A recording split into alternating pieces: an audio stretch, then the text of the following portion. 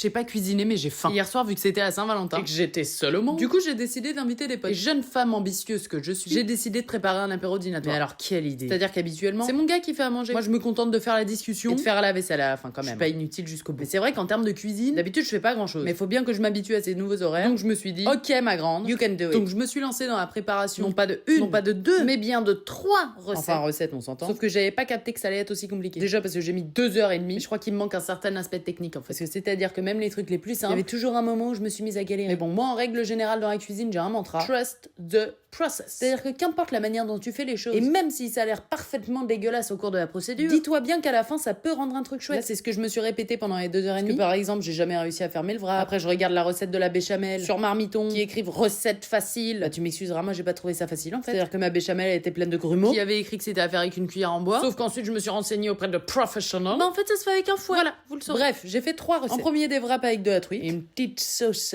faite maison, des croque-monsieur, et en dernier des espèces de petites tartelettes avec une compotée d'oignons et des knackis. Ambitieux. En fait, j'avais vu plein de recettes sur TikTok, plein de trucs qui avaient l'air trop bons. Sauf que comme d'hab, le problème c'est que je regarde jamais les recettes. Parce que je suis persuadée que ça a l'air trop facile. Et du coup, je me lance dans la préparation sans être préparée. Donc au final, je me fais toujours avoir. Après là, franchement, c'est pas pour me jeter les fleurs. Mais par exemple, les wraps, ils étaient archi. Il faut trust le process, je vous dis. Pareil pour les petites tartelettes, sucré salé, là c'était banger. En revanche, les crocs, j'avais jamais goûté un croc qui avait pas de goût comme ça. Il se peut que vu que j'ai mis du beurre salé, bah en fait, j'ai juste pas mis de sel derrière. Mais vu qu'ici on est de mauvaise foi, bah, on dirait que c'était de la faute de la béchamel et du coup que c'était de la faute de Marmiton.